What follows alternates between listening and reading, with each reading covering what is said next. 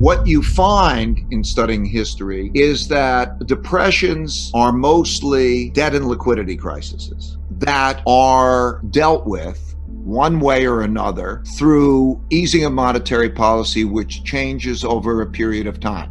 I described monetary policy 1, interest rates. Monetary policy 2, buy financial assets, print money and buy financial assets. Monetary policy 3, which we are in, is the printing of a lot of financial assets by the central bank and then buying government bonds to finance the deficit and getting money in the hands of those who wouldn't have had it through the normal financial system, essentially through that coordination. In all history, so when we go back to the 1800s and so on, there is that. And so the alleviation will happen in terms of that kind of ease. So when we think interest rates are going to hit zero and that therefore depressions last, no, they don't last, because in one form or another, and we're seeing it here today, that they will be the printing of money. Now, the value of money may not last, or they could be depreciated, but in the end, they always will ease, and you will have then that kind of reflation movement and that kind of change. So the hitting of a zero interest rate is not a hitting of a floor on the capacity of central banks to ease. It has to be manifest in one of three things happening. If you look at the history, you've seen it happen time and time again in the same way, and it lends itself to three types of assets responding. The it that's happened in March 5th, 1933. Roosevelt makes the announcement about severing the dollar from gold and depreciating it and reflating it to give the banks the money that they have to pay their depositors. The same thing happened August 15th, 1971, when Nixon got on television and said that he is severing the relationship with gold and printing money and so on. The same thing happened in November 2012 with Mario Draghi making the same kind of moves. And the same thing happened on April 9th when we had the moves by the U.S. Federal Reserve and the U.S. Congress and Treasury. Same type of movements happened in 2008 when the Treasury put together and the administration and the Congress put together the TARP program and they went to quantitative easing. Those are the things that you always see happening, including times that I haven't mentioned. And when they happen, that is what happens at the equivalent of zero interest rates. Okay, it is that kind of movement and that form of easing. And that's what we're seeing.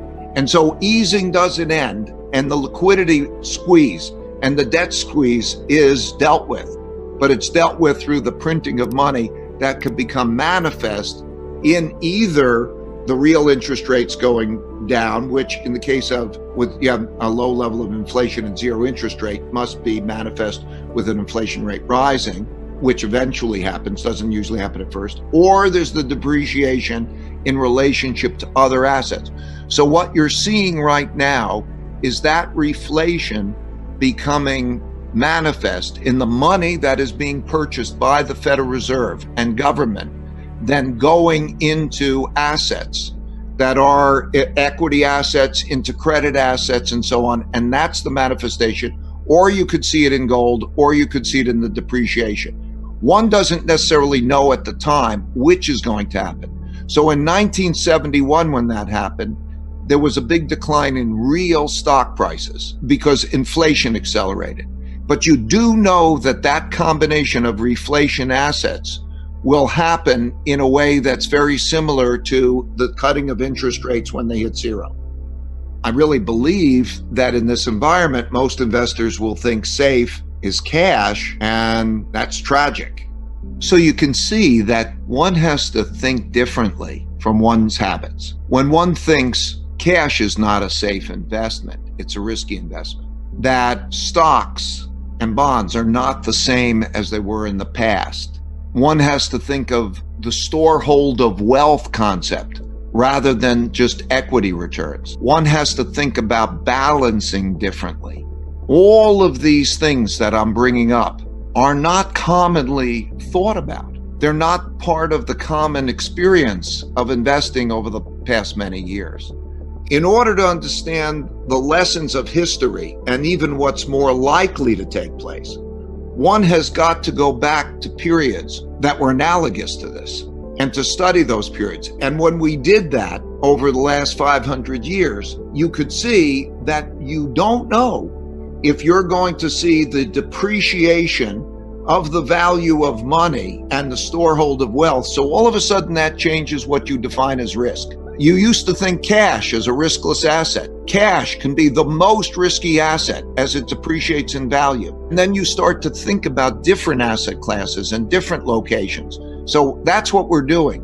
When we think of what is the diversified portfolio for an easing that happens at that time, that's kind of a reflation portfolio. And how do you measure that in relationship to other things? Because I think the one thing that we could be confident is that the Federal Reserve and other central banks are not going to let an implosion happen without printing a lot of money. We know where interest rates are.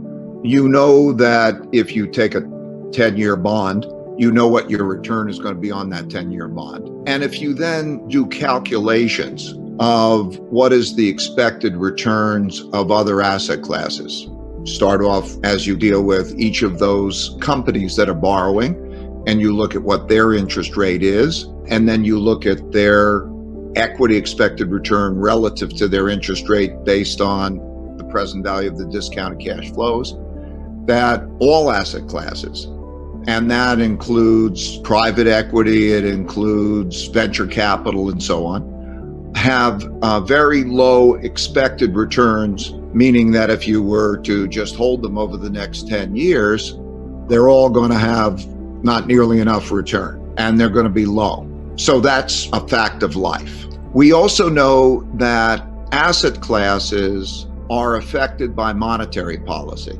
So when they lowered the interest rates and did a number of other things in the past, that allowed asset prices to rise. We know a number of those things won't be able to happen in the future. So if we start to take a picture of that, we know that, in fact, you can go to maybe negative returns. And it's all happening because it needs to happen from an economic point of view. It needs to happen because there's a lot of debt and a lot of liabilities, pension liabilities, healthcare liabilities, insurance company liabilities, and so on, that are coming at us that can't be funded. So they need more returns. And so we've been in an environment where there's been a leveraging up of those returns. So because all that liquidity has been put in by the central bank because it needed to be stimulative in a no interest rate environment, we have all that liquidity looking through all the nooks and crannies of all asset classes, driving their prices up relative to their expected returns, and therefore their expected returns are going to be low. Okay, so that's a reality. Then we know that we're going to have volatility around that. You have volatility caused by the sorts of things that we've seen. Some of those things, if you have a downturn in the economy due to the virus, a lot of uncertainty about the virus, it has economic implications. And then you have a new world in monetary policy. That new world in monetary policy means that no longer is there the allocation of capital in the ways that we were used to.